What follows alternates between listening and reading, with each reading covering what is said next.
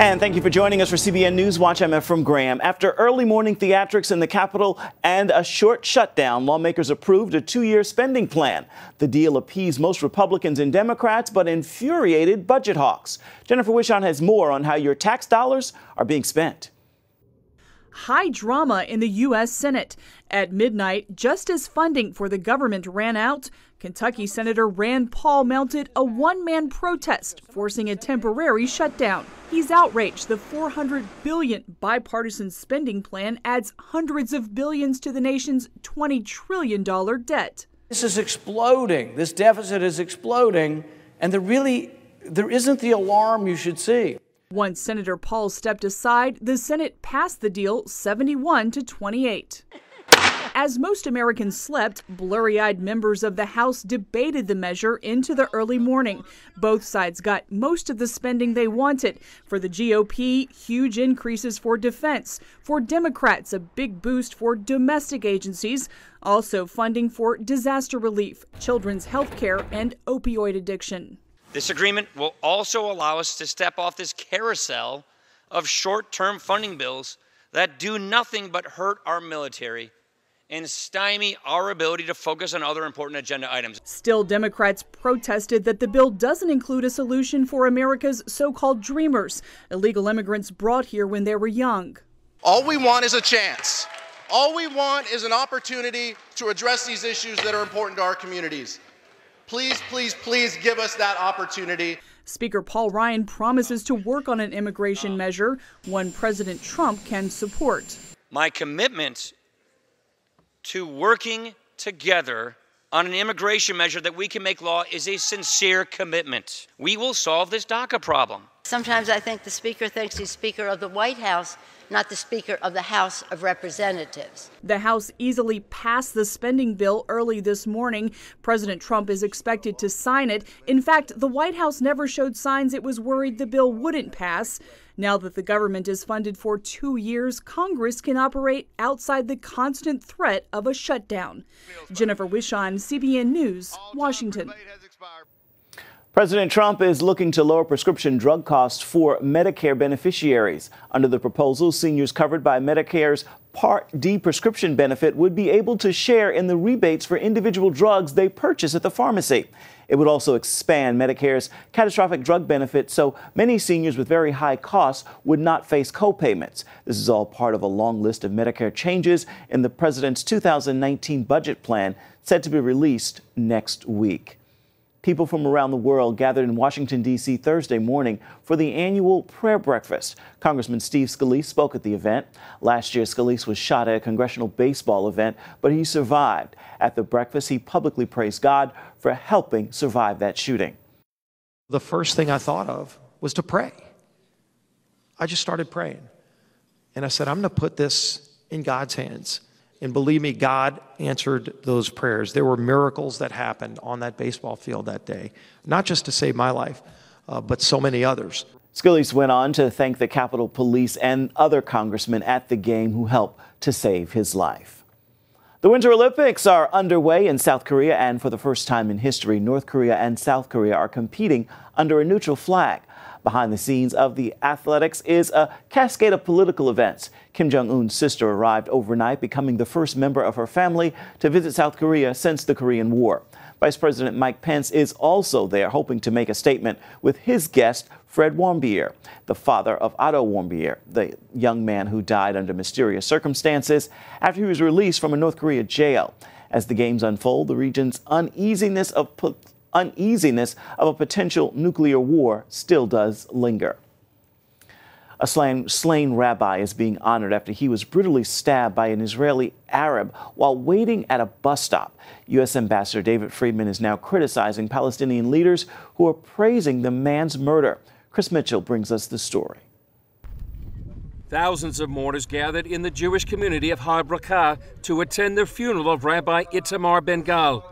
Ben-Gal, a husband and father of 4, was killed on Monday by an Israeli Arab while he waited at a bus stop near the city of Ariel.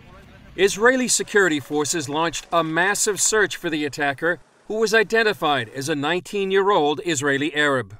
The Jewish community of Har Bracha lies in the disputed territory of biblical Judea and Samaria, also known as the West Bank. The regional head of the Sumerian Council called on Israeli Prime Minister Benjamin Netanyahu to transform Har Bracha into a city. He said that would be the appropriate response to the murder. U.S. Ambassador David Friedman criticized Palestinian leaders who praised Ben-Ghal's murder. For example, Hamas said their organization welcomes such successful operations. On the other hand, Friedman tweeted, "20 years ago, I gave an ambulance to Har Bracha, hoping it would be used to deliver healthy babies. Instead, a man from Har Bracha was just murdered by a terrorist, leaving behind a wife and 4 children." Palestinian leaders praised the killer, praying for the Ben-Ghal family. Ben-Ghal became the second murder victim within a month. On January 9th, Palestinians murdered Rabbi Raziel Shevak, a husband and father of 6, in a drive-by shooting near the community of Havat Gilad. In response to that killing, the Israeli cabinet authorized the creation of a new community in Samaria.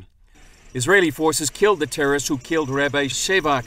Israel's foreign ministry said Ahmed Jarrar was discovered with an M16 and an explosive pack. The Palestinian group Fatah called Jarrar a martyr and a young lion, and after the attack, they said a settler had been killed. They posted a picture of Jarrar along with his father, who was killed 16 years ago by Israeli security forces after planning 2 unsuccessful terror attacks, a suicide bombing in a hospital, and a truck bombing. Fatah also posted a video of Monday's attack and called it an operation. Chris Mitchell, CBN News, Jerusalem. Still to come here on CBN NewsWatch, supporting the Jewish state. See how new White House leadership has changed the Israeli-American relationship.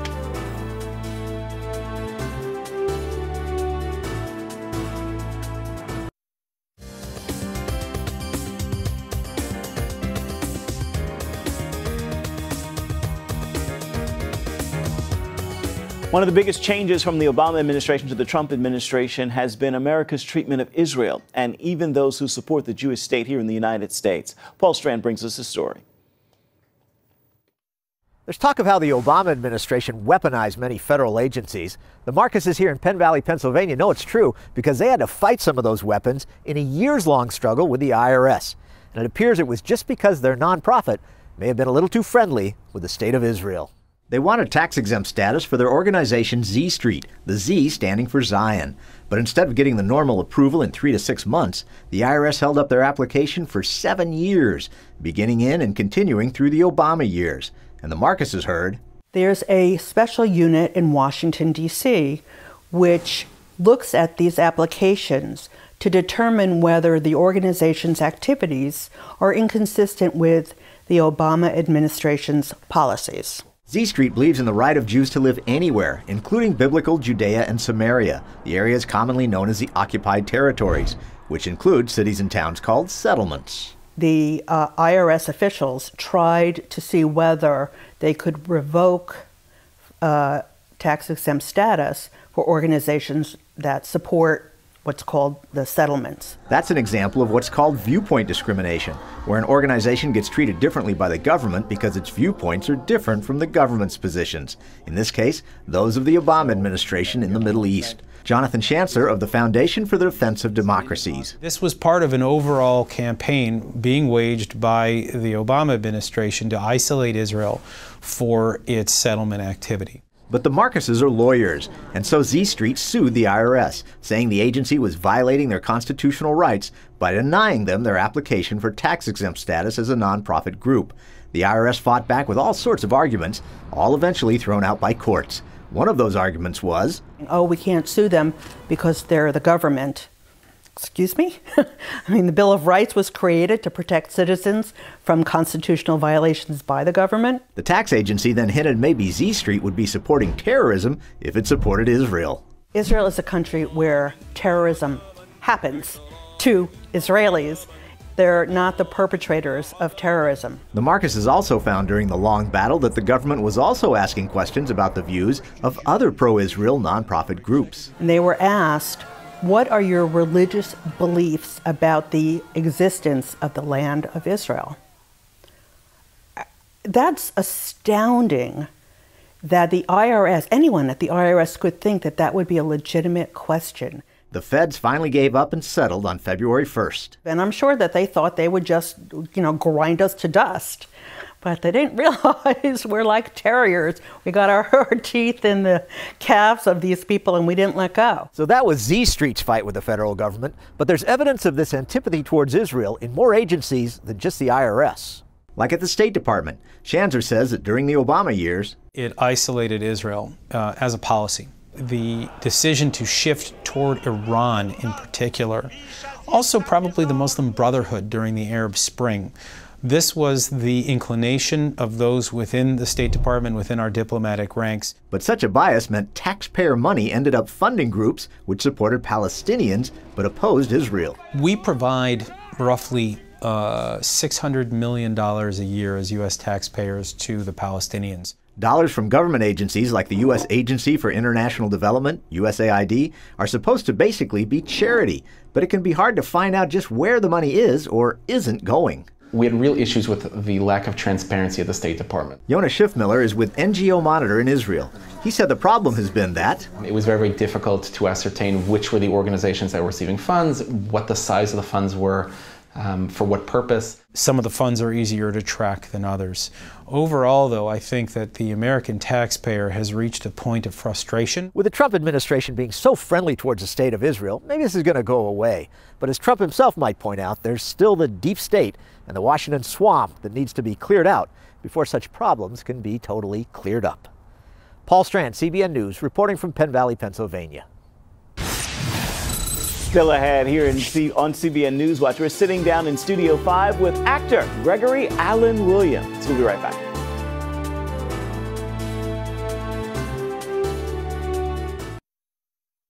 Actor Gregory Allen Williams has a familiar face and a familiar voice, and he's got a long list of acting credits, including Baywatch, Greenleaf, the film All Saints, and Question of Faith.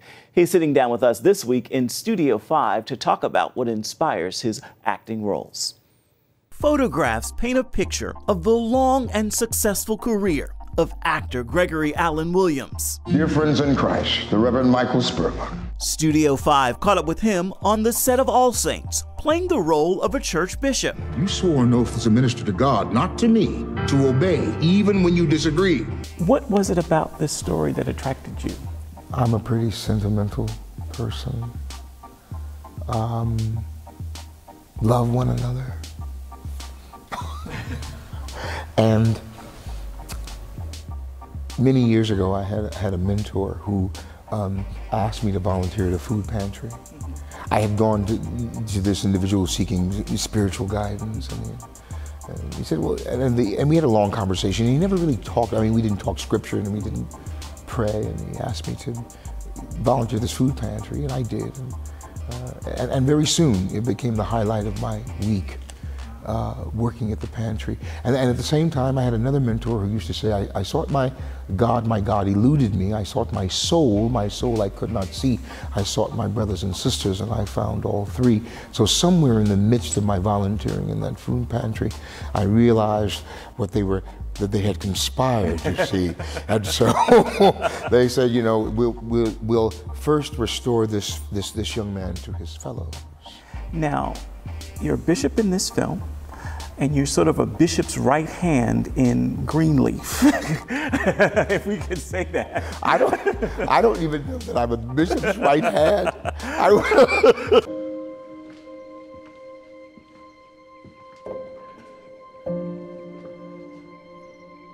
I'm gonna give you one day. It won't tell me. I'm gonna give you one day to make this right. I'll take care of it. I wonder about that myself. But I think that is the great gift that my God has given me, is to task me to play a pedophile, a sexual predator, in one project, so that folks' eyes may be opened, that we have to keep an eye on our children, that it is spiritual progress, not perfection, that all of these sort of things, that the church is not God. So, and then to allow me to be a part of All Saints, this wonderful, this beautiful film. You know, it's sort of like redemption. Yes, yes. You know what I mean? So it's like, wow. And there's yet a second project also called A Question of Faith with Kim Fields and Richard T. Jones. And my character is a pastor turning over his church to his son, and tragedy strikes, and my character becomes the spiritual center. Is that something easy for you to tap into? Is it something you grew up with? What is it? It's easy because I honor it. I remember those ministers. You know, I was mentored by these men, and these men, you know, were my shepherds. I have great respect for them. So when I'm asked to portray a shepherd, I take it very seriously, but it's inside of me. I mean, and taking it further, I attended a Jesuit boarding school. You know, portraying an Episcopalian bishop, but you understand what I mean. I get it. So, right, so I mean, I just have the utmost respect, and it's a joy for me. I think it's inside of me. You know, for a long time, people have told me that, you know, they thought that the ministry, you know, was my calling, and I remember discussing it with my mother once, and she said, well, son, there's all kinds of ministries.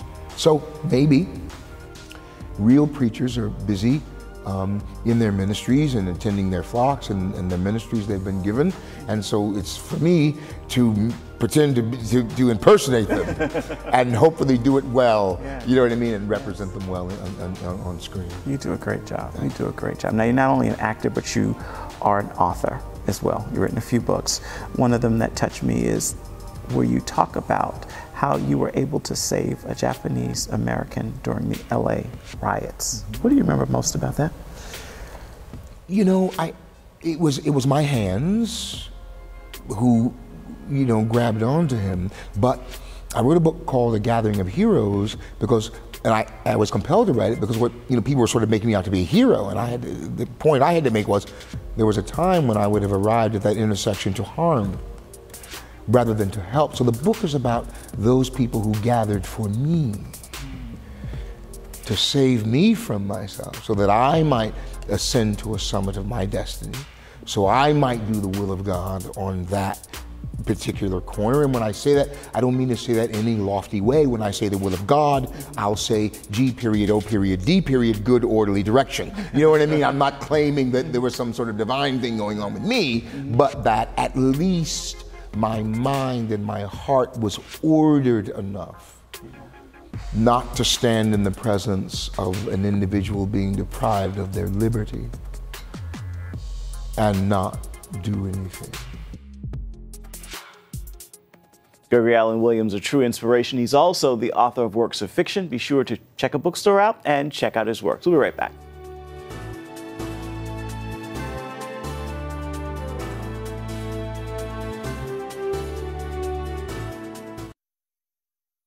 And if your plans include going to the movies, our friends at Focus on the Family are bringing us a review of 1517 to Paris.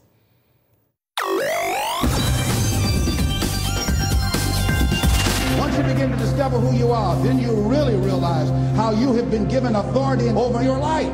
The movie The 1517 to Paris settles in for the story of a train ride, a real-world high-speed trip from Amsterdam to Paris on August 21st, 2015.